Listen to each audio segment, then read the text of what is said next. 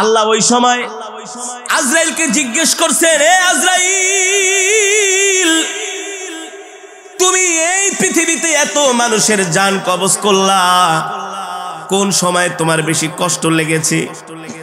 আজরাইল বলে, আল্লাহ, আমার দুইটা মানুষের জান কবজ করতে বেশি কষ্ট হয়েছে। দুইটা মানুষের জান কবজ করতে আমার কষ্ট হয়েছে। হায়াতুল হায়াওয়ানের মধ্যে এসেছে, আল বিদায়া ওয়ান নিহায়ার মধ্যে এসেছে। আজরাইল বলে, আমার দুইটা মানুষের জান কবজ করতে সবচেয়ে বেশি কষ্ট হয়েছে। আল্লাহ তাআলা বলে, আজরাইল, কোন দুইটা মানুষ? বলে, আল্লাহ, সমুদ্রের মধ্যে একদিন একটা জাহাজ ডুবে গিয়েছিল। ওই জাহাজের মধ্যে একজন গর্ভবতী মহিলা ছিল, সে ছিল প্রেগন্যান্ট। যখন সমুদ্রের মধ্যে জাহাজটা ডুবে গেল, নদীর তরঙ্গমালা ঢেউগুলো জাহাজটাকে যখন একেবারে বাড়ি দিতে শুরু করলো, জাহাজটা ফেটে চূর্ণ বিচূর্ণ হয়ে গেল। মানুষগুলো বাঁচার জন্য আর্তনাদ করতেছে, তোমার কাছে সাহায্য চাচ্ছে। ওই অবস্থায় ওই সমুদ্রের মধ্যে জাহাজের তক্তার উপরে একটা মহিলা, গর্ভবতী মহিলা, ওই তক্তা ধরে কোন রকম বেঁচে ছিল। কিন্তু তার পেটে ছিল সন্তান। সন্তানটা প্রসব করবে এই অবস্থায় আপনি আমাকে হুকুম দিয়েছেন, যাও যাও, এই মহিলার জান কবজ করে নিয়ে আসো। ওই সময় আমার খুব মায়া লেগেছিল, এই অবস্থায় যদি আমি এই মহিলার জান কবজ করি, এই মহিলারই কি হবে আর বাচ্চাটারই কি হবে? তাও সমুদ্রের মধ্যে প্রচন্ড ঢেউ। যদি তীরে হতো অথবা কোনো লোকালয় হতো, আমার এত মায়া লাগতো না। আজরাইল বলে, ওই সময় আমার খুব মায়া লেগেছে যে এই মহিলার সন্তানের কি অবস্থা হবে আর মহিলার কি অবস্থা হবে। আজরাইল বলে, আল্লাহ, আমার হাতে তো কোনো ক্ষমতা নাই, সর্বময় ক্ষমতার মালিক কি? আরো জোরে বলেন, কে? ইন্নামা আমরুহু ইযা আরাদা শাইআন আইয়াকুলা লাহু কুন ফায়াকুন।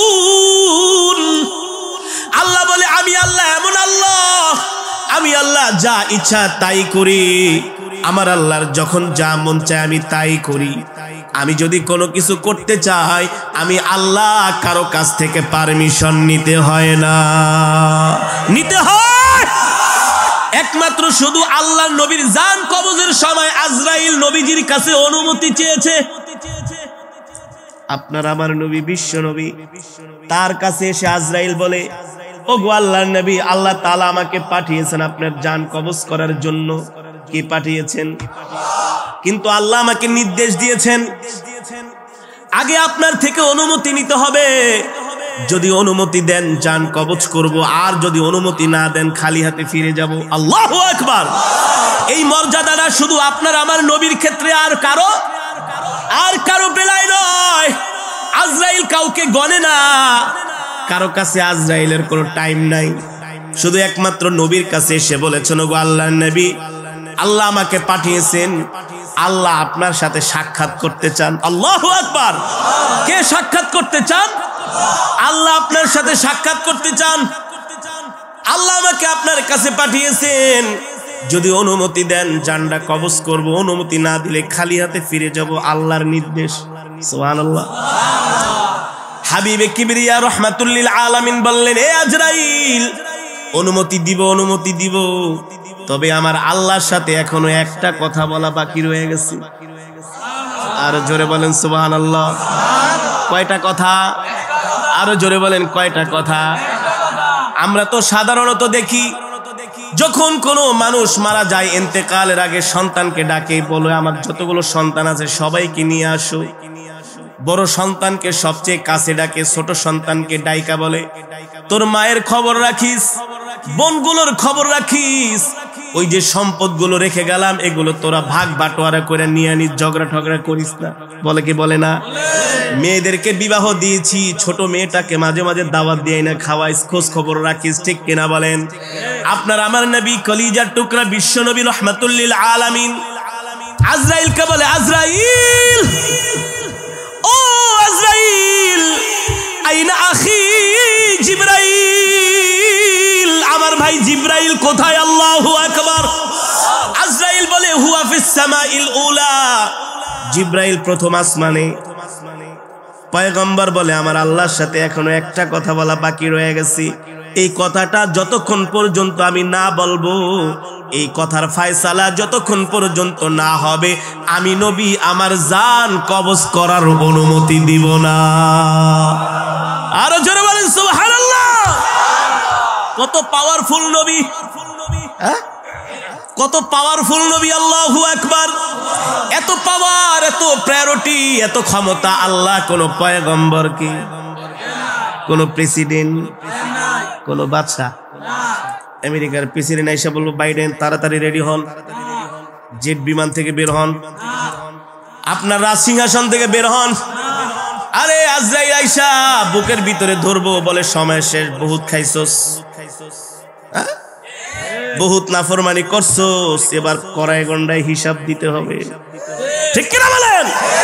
আমার নবী দু জাহান, সরকারি দু আলম, ইমামুল আম্বিয়া, সাইয়্যিদুল মুরসালিন, খাতামুন নবিয়্যিন, আল্লাহু আকবার। পয়গম্বর বলে আইনা আখি জিবরাইল, এ মালাকুল মউত জিবরাইল নিয়ে আয়। তারপরে মৃত্যুর অনুমতি। পয়গম্বর বলতে দেরি জিবরাইল তার 70,000 ডানা জাপটায়া নবীর সামনে হাজির। সুবহানাল্লাহ বলেন। নবীর ইন্তেকালের অবস্থাও যুবক ভালো করে খেয়াল করো। নবীর চোখে পানি, জিবরাইলের চোখেও পানি। নবী বলে ইয়া আখি লিমা তাবকি ইয়া জিবরাইল, ও ভাই জিবরাইল আপনি কাঁদেন কেন? আল্লাহু আকবার। পয়গম্বর বলে জিবরাইল আপনি কাঁদেন কেন?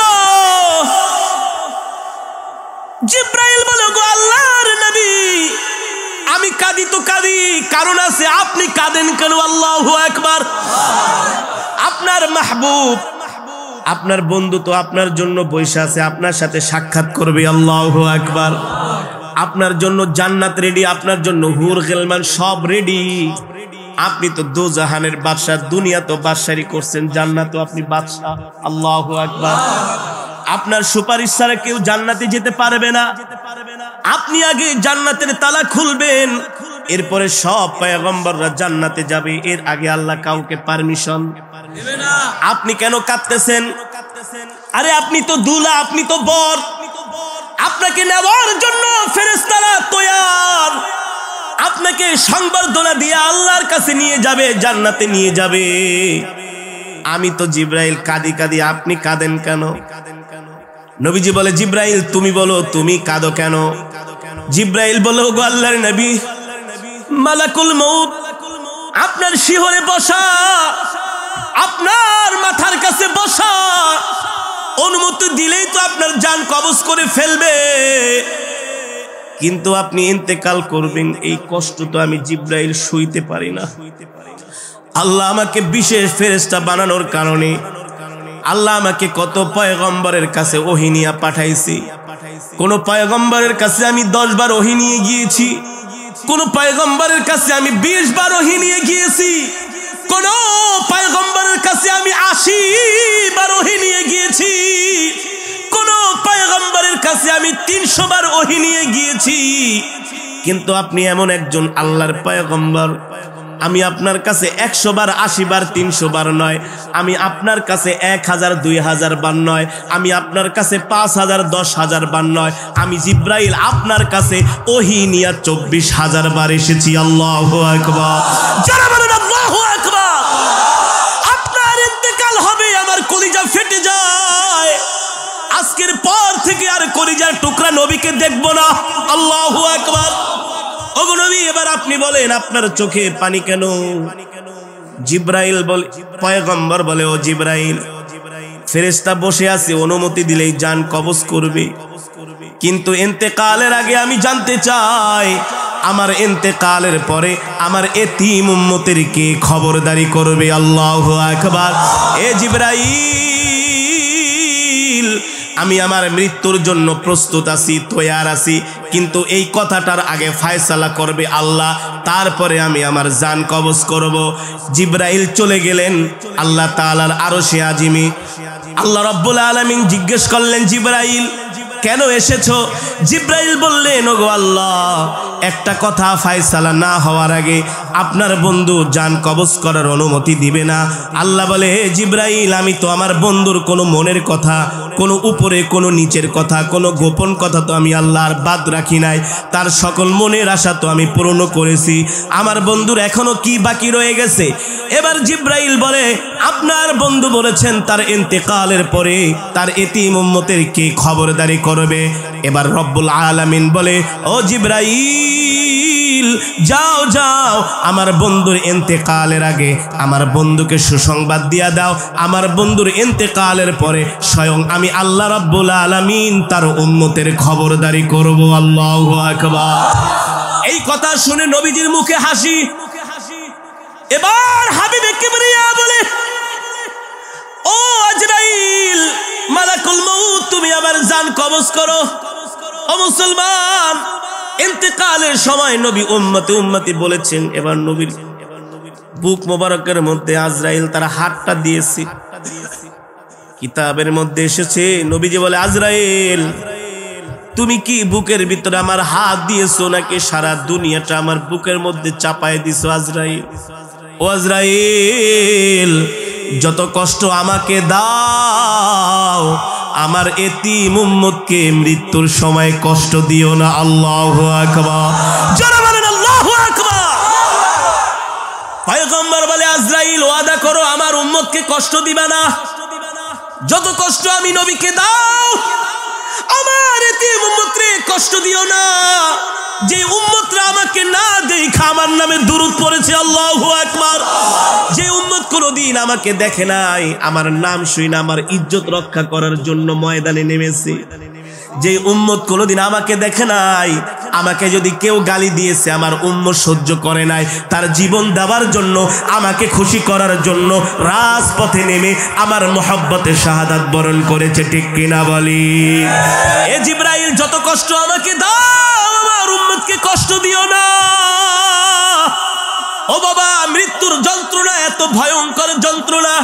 নবীজি বলেছেন, মৃত্যুর যন্ত্রণার কিঞ্চিত উদাহরণ হচ্ছে একটা জ্যান্ত খাসিকে জবাই না করে যদি তার শরীর থেকে চামড়া খসানো হয়, ওই খাসিটা যতটুকুন কষ্ট পাবে তার চাইতে আরো 1000 কোটি গুণ একজন বদ্দিন ইন্তেকালের সময় কষ্ট পাবে। এই কারণে নবীজি বলেছেন, হে আজরাইল, আমার উম্মতকে কষ্ট দিও না। এবার আজরাইল বলে, ওগো নবী, আপনাকে মৃত্যুর সময় সুসংবাদ দিচ্ছি। দুনিয়ার জমিনে সত্যিকার অর্থে আপনাকে আপনার যেই উম্মতেরা মহব্বত করবে, ভালোবাসবে, তাদেরকে আমি এইভাবে জান্নাতে তাদের জান আমি এইভাবে কবজ করব, মনে হয় ছোট শিশু তার মায়ের দুধ খাচ্ছে। আল্লাহু আকবার। জান্নাতের সুঘ্রাণ তার নাকের ভিতরে চলে যাবে, কোন সময় তার রূহটা বের হয়ে যাবে সে কোনো সময় টেরও পাবে না। আল্লাহু আকবার। ও মুসলমান, এই দুনিয়া থাকার জায়গা নয়, এই দুনিয়া ছেড়ে আমাদেরকে চলে যেতে হবে। কোন সময় মৃত্যুর ডাক চলে আসে আমরা কেউ জানি না। জানি না, কে বলেন? আমরা কেউ জানি না। সদা সর্বদা মৃত্যুর জন্য আমাদেরকে প্রস্তুতি নিতে হবে, সদা সর্বদা মৃত্যুর জন্য আমাদেরকে তৈয়ার হতে হবে। অথচ আমরা দুনিয়া নিয়ে আসি, অথচ আমরা বাড়ি গাড়ি নিয়ে আসি, অথচ আমরা টাকা পয়সা নিয়ে আসি, আমরা আমাদের দল নিয়ে আসি, আমরা আমাদের ক্ষমতা নিয়ে আসি। খোদার কসম করে বলি, তুমি দুনিয়াকে নিয়ে যতই চিন্তা ভাবনা করো না কেন, যতই প্ল্যান প্রোগ্রাম করো না কেন, আল্লাহ তাআলার পক্ষ থেকে যখন নির্দেশ আসবে, তোমাকে 4 হাত পা নিয়ে কবরে চলে যেতে হবে। ঠিক কিনা বলি? এই কারণে আল্লাহ বলছেন, ইয়া আইয়ুহাল ইনসান, ইয়া আইয়ুহাল ইনসানু মা গররাকা বিরাব্বিকাল কারীম।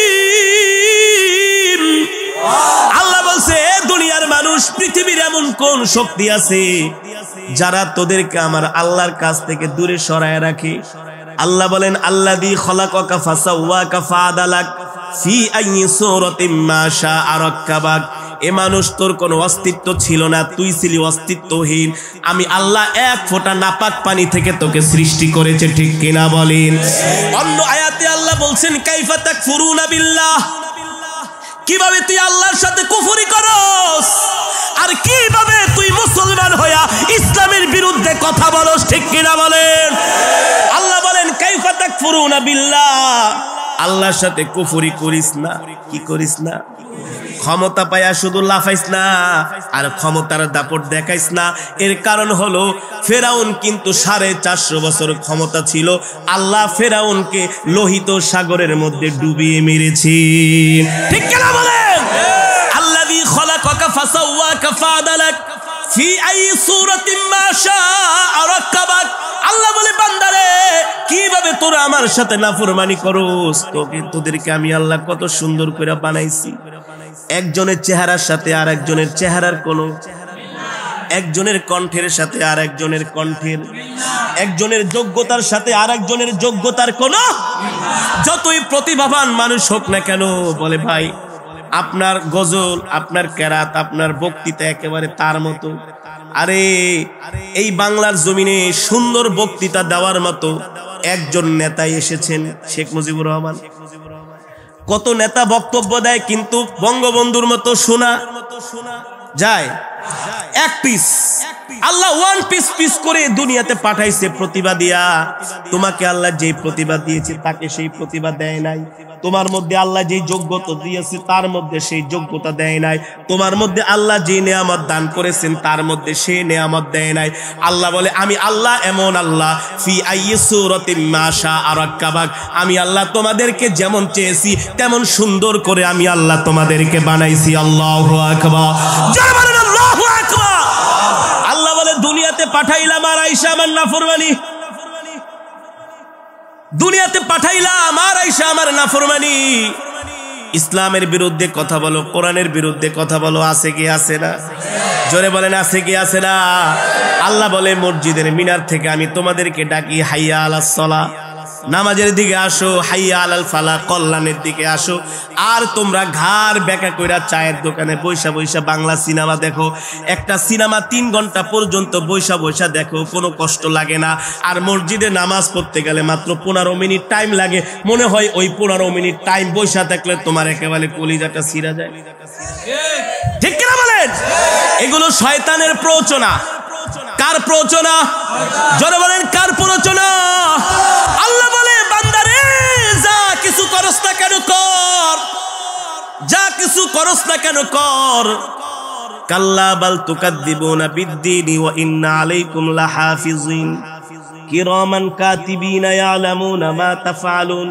এ বান্দা দুনিয়ার জমিনে তুই আমার সাথে নাফরমানি করস, মনে রাখিস তুই ভুলা যাইতে পারস, আমি আল্লাহ কিন্তু তোদের 2 জন ফেরেশতা 2 কাঁধের মধ্যে দিয়া দিছি। তারা শুধু ভিডিও করে রাখবে। কি করে রাখবে? জোরে বলেন কি করে রাখবে? আল্লাহ বলে হাসরের মাঠে আমি যখন বিচারের মাঠ কায়েম করব, তোরা যখন আমার বিচারের কাঠ গড়ায় দাঁড়াবি, আমি আল্লাহ বলবো এই কাজ, এই অন্যায় তুই গভীর রজনীতে করেছিলি। তুই বলবি আল্লাহ আমি জিনা করি নাই, আমি মানুষকে গভীর রাত্রে গুলি কইরা মারি নাই, আমি কারো সম্পদ লুণ্ঠন করি নাই, আমি কোনো আলেমের গায়ে হাত দেই নাই। গতকালকের আগের দিন একজন সন্ত্রাসী একজন ইমামের 2 হাত কেটে ফেলেছে, জানেন না? ইমাম সাহেব বরিশালের বাবুগঞ্জে কত বড় জানোয়ার, কত বড় অপদার্থ, কত বড় কুলাঙ্গার। ঠিক আছে, ইমাম সাহেব সে কি ফেরেশতা? মানুষ না? তার ভিতরে দোষ গুণ নাই? এ কারণেই তো শাহ আতাউল্লাহ বুখারী রহমাতুল্লাহি আলাইহি তার কাছে এলাকার কিছু মানুষ গিয়েছে, বলে হযরত আমাদেরকে একজন ইমাম দেন। কি দেন? ইমাম দেন। সমাজে এমন কিছু কুলাঙ্গার আছে, বেয়াদব আছে, এই কুলাঙ্গাররা মাঝে মাঝে মসজিদের ইমাম আলেমদের সাথে বেয়াদবি করে। যে সমস্ত যুবক আলেমদের সাথে বেয়াদবি করবে বুঝতে হবে ওর জন্মে সমস্যা আছে। কিসে সমস্যা আছে? জন্মে সমস্যা, ওর রক্তের সমস্যা, ওর ব্লাডের মধ্যে সমস্যা। রাগ করতেছেন? প্রমাণ দিব। ওলীদ ইবনে মুগীরা কে? ওলীদ ইবনে মুগীরা আমার নবীকে গালি দিয়েছে। ওমর এসে খেপে গেছে, ওগো নবী আপনাকে ওলীদ গালি দিছে মুগীরায়, অনুমতি দেন, একেবারে কল্লা ফেলে দিব। নবীজি বলে আরে ও তো গালি দিবে, ওর তো জন্মের সমস্যা আছে। কিসের সমস্যা? জন্মের সমস্যা আছে। যুবক তোমাদেরকে এই কথাগুলো এই জন্য বলে যায়, যতই নামাজ পড়ো, যতই আমল করো না কেন, চাইলেই কেউ আলেম হতে পারে না। এটা মাওলার পক্ষ থেকে কবুলিয়ত মঞ্জুরি হয়ে আসতে হয়। আরে মিয়া, কত শত শত কোটি টাকার মালিক আমার সাথে পড়াশোনা করেছে, প্রাইভেট গাড়ি দিয়া বাবা এনে মাদ্রাসায় দিয়ে যেত, 3 বেলা দুধ, কলা, মাখন, খাসি, গরু খাওয়াইতে খাওয়াইতে ফার্মের মুরগি বানায় ফেলাইছে। কোরআন শরীফ 10 পারা পড়ে আর 5 পারা ভুলে যায়। উস্তাদরা পড়াইতে গেলে পিটান দিলে বাপের কাছে বিচার দেয়, বাপে আবার এসে হুজুরকে হাতায়, ওই যে মালপানি, বুঝলেন? হুজুর আপনি আমার ছেলেরে, একদিন এক উস্তাদকে এমন করে ধমকাইতেছে, আপনি আমার ছেলের গায়ে হাত দিয়েছেন, জানেন আমি কে, আমার কত ক্ষমতা? হুজুর বলে আপনার ঘোড়ার ডিমের ক্ষমতা, যান আপনি। হুজুরের চোখে পানি।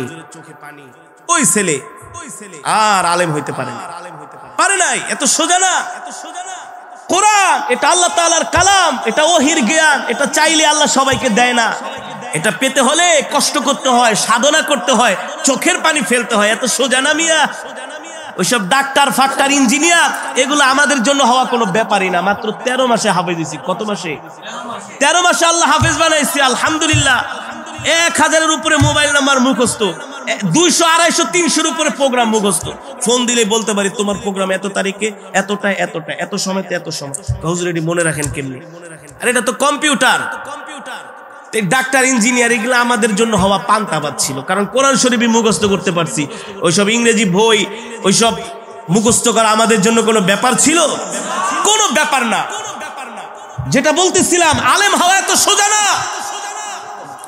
হুজুরকে এসে ধমকায়, আপনি আমার ছেলের গায়ে হাত দিলেন কেন? উস্তাদের চোখে পানি। ওই ছেলে আলেম হতে পারে নাই, এখন অনেক বড় ব্যবসায়ী, দেখলে হাত ধরে, দোস্ত ছোটবেলায় একসাথে পড়তাম, তুই তো আলেম হয়ে গেছিস, দেশ বিদেশে ঘুরোস, কোরআন পড়োস, তোর তেলাওয়াত আমি নিজেও শুনি, আমার ওয়াইফও শুনে, আমার সন্তানরাও শুনে। আমি আলেম হইতে পারলাম না। আমি বলছি আলেম হইতে পারতি, তোর বাপে যদি হুজুরের সাথে বেয়াদবি না করত।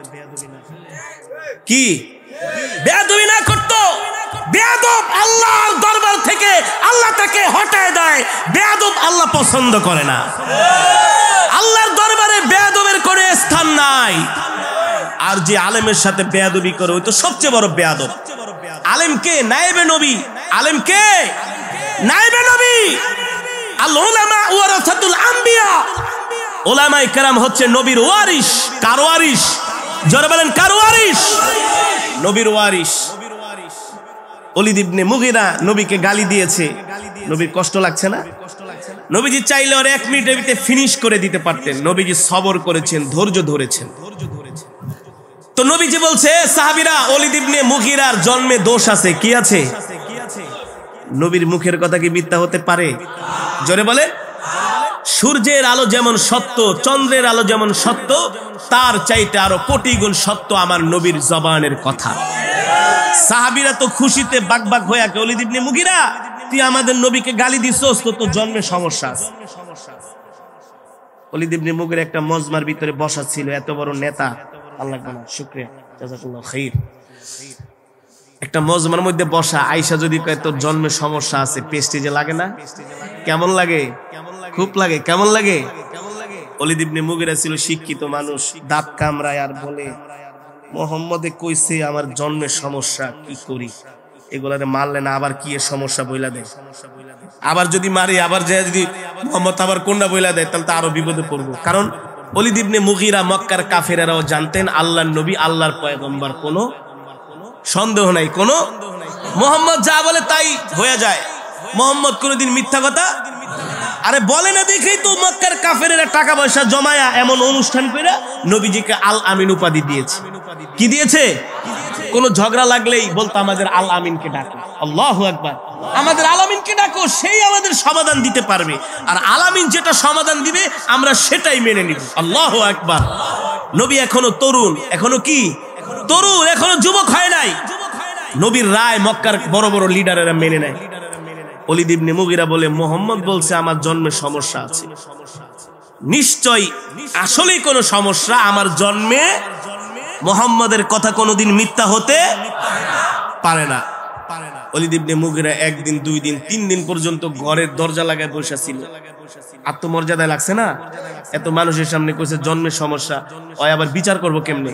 পাবলিক তো কয় আপনি আপনার জন্মের সমস্যা, আপনি কি বিচার করবেন? যান, বলবে কি বলবে না? আর আরবের মানুষের খাসলত তো আরো খারাপ ছিল, জাহেলিয়াত যুগের মানুষ। 3 দিন পর্যন্ত ওলীদ ইবনে মুগীরা ঘরের ভিতরে দরজা লাগায় বসে আছে, খায় না, ঘুমায় না, কিছু। 3 দিন পরে ওলীদ ইবনে মুগীরার মা আসছে, বাবা মন ফোন খারাপ। ওলীদ, কি হয়েছে তোমার? আম্মা জান,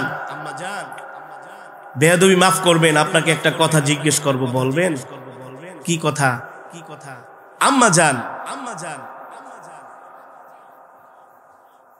আব্দুল মুত্তালিবের নাতি, আবু তালেবের ভাতিজা মুহাম্মদ ইবনে আব্দুল্লাহ, যাকে আমরা আল আমিন বলে সবাই মানি, ওলীদ ইবনে মুগীরার মা বলে আমিও তো মানি, সে তো আমাদের আল আমিন।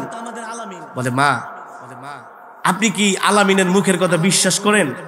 ওলীদ ইবনে মুগীরার মা বলে বাবা, তোর কথা আমার কথা সকলের কথা মিথ্যা হতে পারে, কিন্তু মুহাম্মদের জবান দিয়ে যেই কথা বের হয় তার মধ্যে মিথ্যার কোনো অবকাশই নাই। আরো জোরে বলেন সুবহানাল্লাহ। এবার ওলীদ ইবনে মুগীরা বলে আম্মা জান, আমি মুহাম্মদকে একটা গালি দিয়েছিলাম, সে আমাকে প্রতি উত্তরে গালি দেয় নাই। কি করে নাই? প্রতি উত্তরে সে আমাকে গালি দেয় নাই, কিন্তু তার সঙ্গী শিষ্যদেরকে দিয়ে আমাকে বলেছে সবার সামনে আমার নাকি জন্মের সমস্যা আছে। আম্মা জান, সত্যি করে বলেন, আসলে কি আমার জন্মের সমস্যা আছে? ওলীদ ইবনে মুগীরার মা কতক্ষণ চুপ করে থেকে বলে বাবা, কিছু মনে করো না, আব্দুল মুত্তালিবের নাতি, আবু তালিবের ভাতিজা মুহাম্মদ ইবনে আব্দুল্লাহ যা বলেছে তার কথার মধ্যে বিন্দু মাত্র কোনো সন্দেহ নাই, আসলেই তোমার জন্মের সমস্যা। জোরে বলেন আল্লাহু আকবার। বলে মা, সেটা কিভাবে? বলে তোমার বাবা তো ছোটবেলায় মারা গেছে।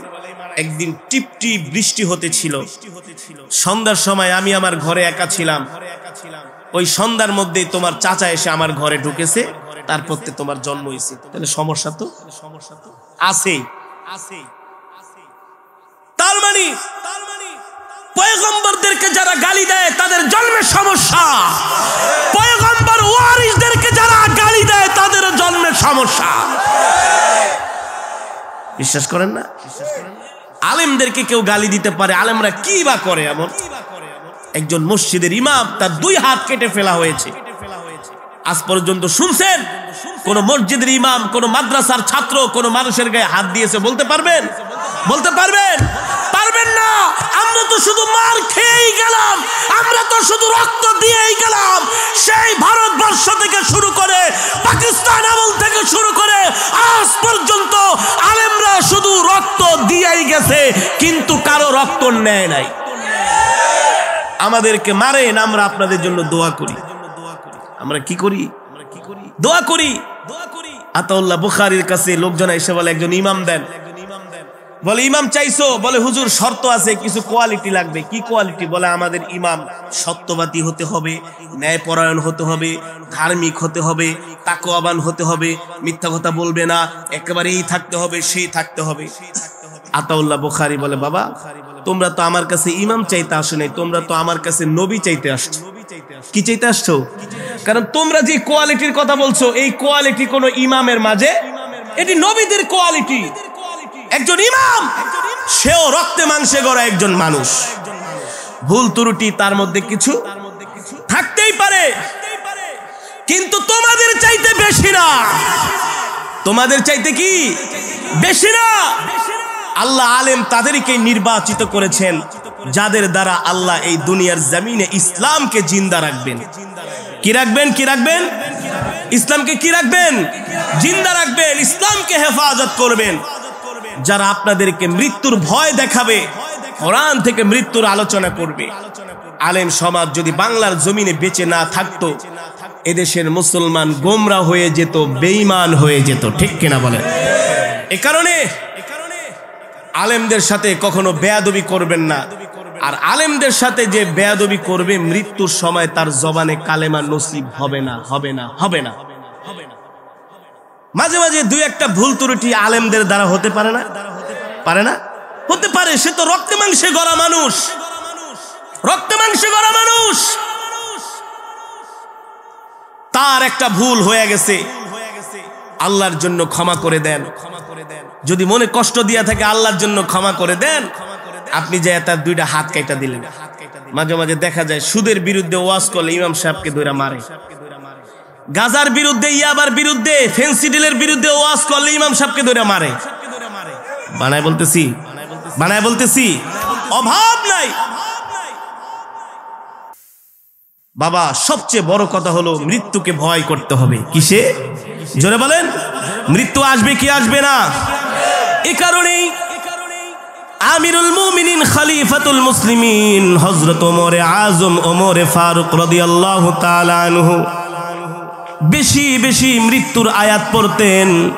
কুল্লু নাফসিন যায়িকাতুল মাউত, এই আয়াত আল্লাহর নবীর সাহাবী হযরত ওমর বেশি বেশি পড়তেন। আর রাস্তা দিয়ে হাঁটতেন, কোন মানুষ যদি ইন্তেকাল করত ওই কবরের মধ্যে ওমর যায়া শুয়া পড়তেন আর বলতেন, হায় রে কবর, তুই তো আমার জন্য প্রথম ঘাঁটি। কবর এমন এক ঘাঁটি, এই কবর থেকে যদি কোনো মুমিন মুক্তি পাওয়া যায় আর প্রত্যেকটা ঘাঁটি আল্লাহ তার জন্য সহজ করে দিবে। ঠিক কিনা বলেন? কবর এমন একটা ঘাঁটি, এটাই হচ্ছে একজন মুরদারের জন্য, একজন মৃত ব্যক্তির জন্য সবচেয়ে বড় ঘাঁটি। যদি আমল নামা ভালো হয়, কবরের মধ্যে তার জন্য জান্নাতের পর বিছিয়ে দেওয়া হবে, জান্নাতকে প্রশস্ত করে দেওয়া হবে। আর আমল যদি খারাপ হয়, কবর বলে আমি কাউকে চিনি না, এমন চাপা দিব শরীরের হাড্ডি গুড্ডিগুলো একেবারে একাকার করে ফেলবো। ঠিক কিনা বলেন? এ কারণেই তো হযরত ফাতেমা যখন ইন্তেকাল করলেন, কবরের সামনে দাঁড়ায় বলা হলো, এ কবর তোমার মধ্যে কাকে রাখবো জানো? তোমার মধ্যে রাখবো হাসান হোসাইনের মা, তোমার মধ্যে রাখবো আল্লাহর নবীর কন্যা, তোমার মধ্যে রাখবো বেহেশতের সরদারিনী। কবর বলে আমি এত কিছু চিনি না।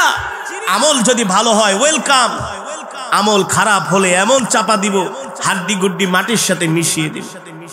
এ কারণে আপনাদের হাতে ধরি, পায়ে পড়ে অহংকার দেখাবেন না, সম্পদের বড়াই দেখাবেন না, ক্ষমতার দাপট দেখায়েন না। এই দুনিয়াতে আজকে আছি, কালকে নাই।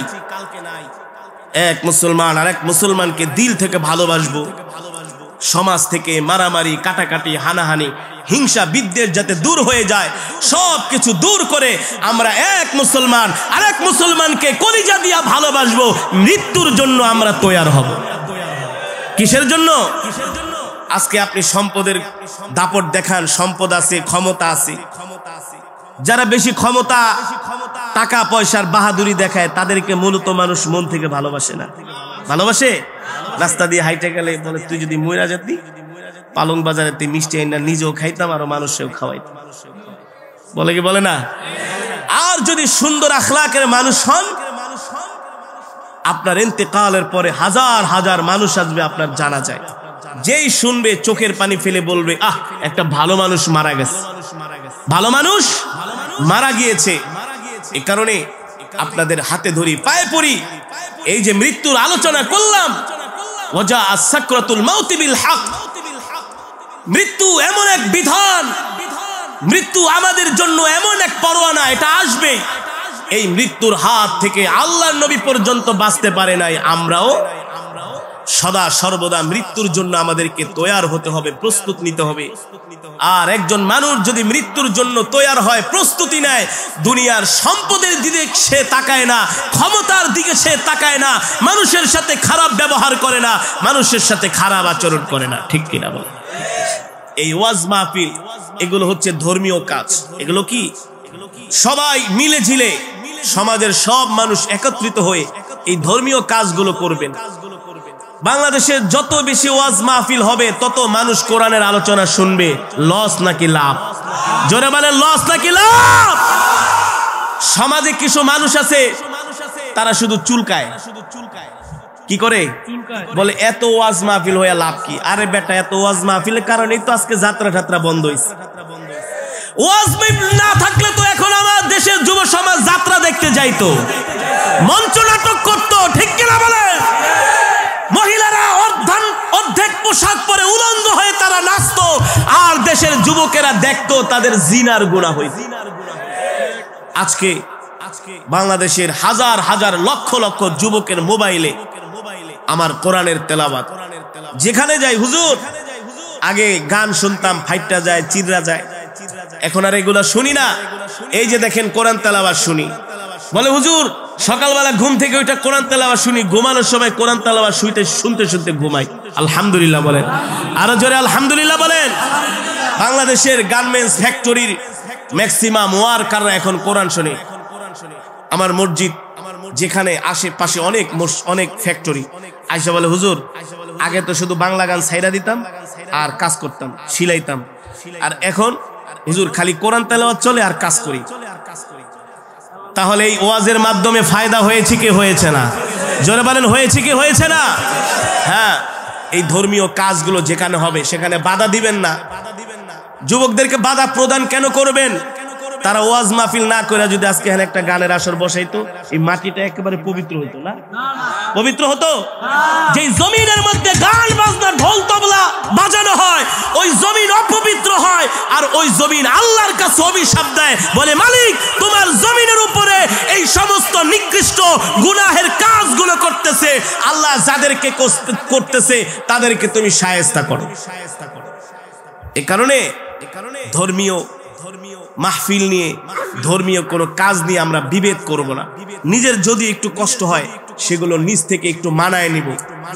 ধর্মীয় কাজ, সমাজের কাজ আমরা এক হয়ে সবাই একসাথে আল্লাহ রসুলের সন্তুষ্টির জন্য এই ধর্মীয় কাজগুলো আমরা করতে রাজি আছি তো ইনশাল্লাহ? রাজি আছে তো ইনশাল্লাহ? যেই যুবকের আজকে ওয়াজ মাহফিলের আয়োজন করেছে, আপনারা খুশি নাকি বেজার? কেউ বেজার ঠেজার আছেন নাকি? দুই চারজন আছেন? একটু হাত উঠান তো বেজার থাকলে। বলছি বেজার থাকলে।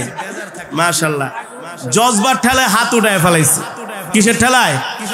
আপনারা আজকে মাহফিল হওয়ার কারণে সবাই খুশি। কে কে খুশি হাত উঠান। নারায়ে তাকবীর, নারায়ে তাকবীর বলেন। আল্লাহ এই মাহফিলকে কবুল করে নেন, কিয়ামত পর্যন্ত কবুল করে নেন। আপনারা আমাদের এই হাতগুলো ফেরেশতারা ক্যামেরা বন্দী করে রাখছে, দেখবে আমরা কোরআনের মাহফিলের পক্ষে ছিলাম, আমরা ইসলামী সম্মেলনের পক্ষে ছিলাম। যে ধর্মীয় কাজে সম্পৃক্ত হয় সে আল্লাহর প্রতিনিধি হয়ে যায়। কি হয়ে যায়? আল্লাহর প্রতিনিধি। মনে করবেন না শুধু ইসলামের দাওয়াত দেওয়া শুধু হুজুরদের কাজ না, এটা আপনাদেরও কাজ। এটা কি? আপনাদেরও কাজ। আল্লাহ নবী যখন কোরআনের দাওয়াত দিয়েছেন, সাহাবীরা নবীকে সাহায্য করেছেন না? ওলামায়ে কেরাম এখন কোরআনের কথা বলবে, সমাজের যুবক শ্রেণী মুসলমানরা ওলামায়ে কেরামের পাশে থাকবে, আর না থাকলে হাসরের মাঠে আল্লাহর কাছে জবাব দিতে হবে। ঠিক কিনা বলেন? আমরা যতদিন বাঁচবো আল্লাহর কোরআনের পক্ষে বাঁচতে রাজি আছি তো ইনশাআল্লাহ? আল্লাহ আমাদের কবুল করুন বলি আমিন। এই মাহফিলকে আল্লাহ কিয়ামত পর্যন্ত কবুল করুক বলি আমিন। আমরা যেভাবে করে একসাথে কোরআনের মজমায় গভীর রজনী পর্যন্ত বসে আছি, এভাবে একসাথে যেন আমরা আল্লাহর জান্নাতে যেতে পারি। রব্বি করিম আমাদের সকলকে কবুল করুক বলি আমিন। সম্মানিত হাজিরিন, আজকে আমার বয়ানের মূল বিষয় ছিল এই পৃথিবীতে আমরা কেউ থাকতে পারবো না। পারবো না। এই পৃথিবী ছেড়ে আমাদেরকে চলে যেতে হবে। সুতরাং মৃত্যুর জন্য আমাদেরকে তৈয়ার হতে হবে, মৃত্যুর জন্য আমাদেরকে প্রস্তুতি নিতে হবে। দুপুরবেলা ভাত খেয়েছি, রাত্রে খেতে পারবো কি পারবো না জানি না। জোহরের নামাজ পড়েছি, আসরের নামাজ মসজিদে যে পড়তে পারবো কি পারবো না। মাগরিবের নামাজ পড়েছি, এশারের নামাজ পড়ে ঘুমানোর পরে ফজরের সময় উঠতে পারবো কি পারবো না, কোনো গ্যারান্টি আছে? নাই। এ কারণে আমাদের সদা সর্বদা মৃত্যুর জন্য প্রস্তুতি নিতে হবে, মৃত্যুর জন্য তৈয়ার থাকতে হবে, বেশি বেশি করে আমল করতে হবে। আল্লাহ তাআলা আমাদের সকলকে ঈমানি মৃত্যু নসিব করুন বলি আমিন। এই আশা ব্যক্ত করে আমি আমার আলোচনা এখানেই শেষ করছি। কিছু বলবে কেউ? দুরূদ শরীফ। আল্লাহুম্মা সাল্লি আলা মুহাম্মাদ ওয়া আলা আলি মুহাম্মাদ كما صليت على إبراهيم وعلى آل إبراهيم إنك حميد مجيد اللهم بارك على محمد وعلى آل محمد كما باركت على إبراهيم وعلى آل إبراهيم إنك حميد مجيد সুবহানাল্লাহি ওয়া বিহামদিহি সুবহানাল্লাহিল আযীম। আমরা সকলেই সকলের জন্য দোয়া করব, প্রাণ খুলে দোয়া করব। যারা মাহফিলের আয়োজন করেছেন অত্র এলাকার যুব সমাজ, বিশেষ করে আজকের মাহফিলের যুব সমাজদের যিনি সভাপতি সাহেব সোহানুর রহমান শাওন ভাই, মামুন ভাই, নূরে আলম সিদ্দিকী সাহেব, ইমাম সাহেব, আরো অনেক আমার যুবক বন্ধুরা আমি আশেপাশে দেখেছি, আমার খুব ভালো লেগেছে। সারা বাংলাদেশের যতগুলো জেলা বলেন, থানা বলেন, উপজেলা বলেন, এমন কোন জায়গা বাদ নাই যে আমি কোরআনের মাহফিলে যাই না। পৃথিবীর এই পর্যন্ত প্রায় 20টার উপরে দেশে গিয়েছি, আল্লাহ কোরআনের উসিলায় নিয়েছেন। সুতরাং আজকে খুব ভালো লেগেছে যে আমাদের শরীয়তপুর জেলায়ও যুবকরা মিলে একটা সংগঠন করেছে, তারা ধর্মীয় কাজ করছে। এই জন্য আমরা অনেকে আনন্দিত, ঠিক কিনা বলেন? আমরা তাদের জন্য প্রাণ খুলে দোয়া করব, তারা যাতে এই ধর্মীয় কাজ, এই ইসলামী সম্মেলন, আরো সামাজিক কর্মকাণ্ড যাতে তারা পরিচালনা করতে পারে। প্রত্যেকটা যুবককে আল্লাহ তাআলা আল্লাহওয়ালা বানায় দেন বলে আমিন। প্রত্যেকটা যুবক যেন আল্লাহ তাআলা হযরত ওমরের মতো, হযরত আলীর মতো তাদেরকে আল্লাহ ঈমানি শক্তি দান করুন বলে আমিন। যুবকরা যদি পরিবর্তন হয়ে যায়, বাংলাদেশেরও পরিবর্তন ঘটবে। যুব সমাজ যদি ইসলামের পথে চলে আসলে বাংলাদেশের প্রতিটা ঘরে ইসলাম ছড়িয়ে যাবে, ঠিক কিনা বলেন? এ কারণে যুবকরা যে কাজগুলো করেছে তাদেরকে আমরা সম্মান জানাই, তাদের জন্য আমরা প্রাণ খুলে দোয়া করব। আপনারা তাদেরকে সহযোগিতা করবেন, বিরোধিতা করবেন না। তারা যদি কোনো ধর্মীয় কাজ করে তাদেরকে সহযোগিতা করবেন। কোন সময় তাদেরকে এমন কোনো কথা বলবেন না যাতে তারা নিরুৎসাহিত হয়, এমন করে তাদেরকে উৎসাহ দিবেন যাতে তারা ধর্মীয় এই কাজগুলো আরো বেশি বেশি করতে পারে। কি বলেন? আল্লাহ আমাদের সকলকে কবুল করুন, আল্লাহুম্মা আমিন। ربنا ظلمنا أنفسنا وإن لم تغفر لنا وترحمنا لنكونن من الخاسرين ربنا آتنا في الدنيا حسنة وفي الآخرة حسنة وقنا عذاب النار يا أول الأولين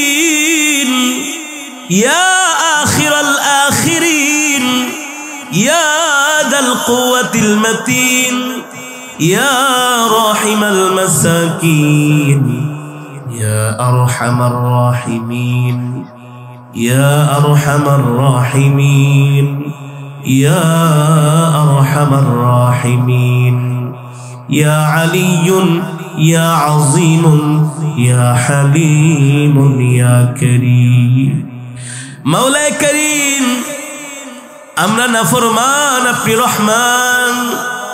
এ মালিক, গুনার বোঝা মাথায় নিয়ে ভিক্ষুকের মতো দুইখানা হাত উঠিয়েছি। আল্লাহ আল্লাহ, মেহেরবানি করে আপনি আমাদের তামাম জিন্দেগির গুনাহ খাতাগুলো মাফ করে দেন। এ মালিক, গুনাহ করতে করতে জীবনটাকে বরবাদ করে দিয়েছি। আল্লাহ,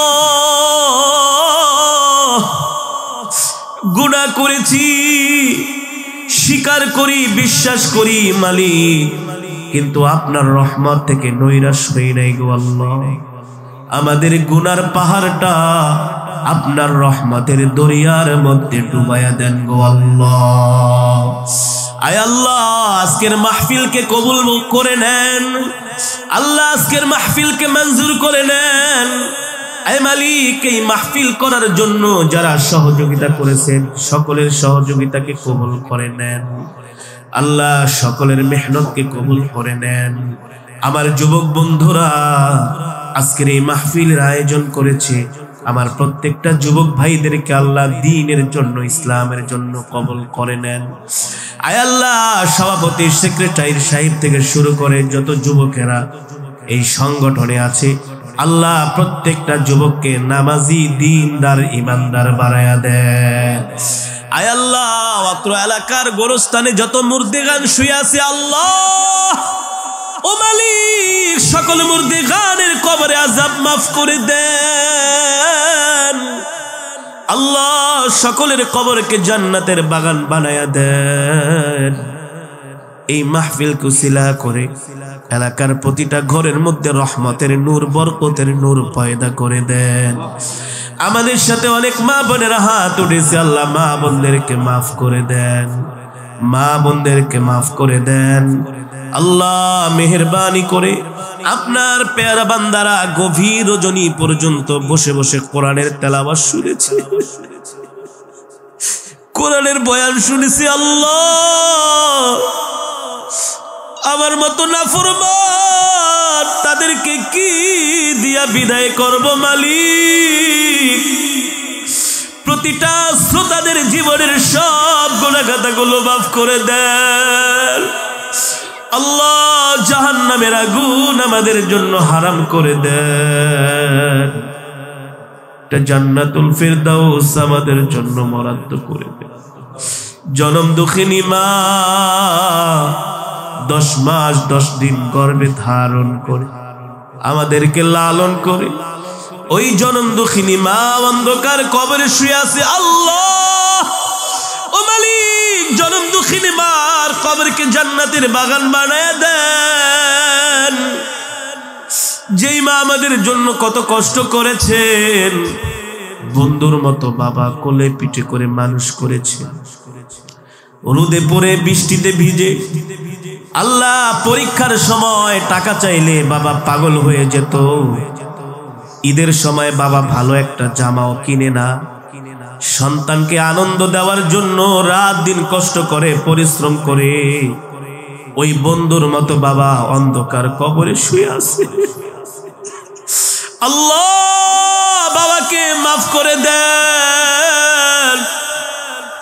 আল্লাহ বাবার কবরকে জান্নাতের বাগান বানায় দেন। আব্বা আম্মা উভয়কে মাফ করে দেন। আল্লাহ আমাদের মধ্যে থেকে অনেকে অসুস্থ, আল্লাহ আপনি সুস্থতা দান করে দেন। এই মঞ্চের মধ্যে মাজমার মধ্যে অনেক দাড়ি পাকা বৃদ্ধরা আছে, আল্লাহ আপনি তাদেরকে মাফ করে দেন।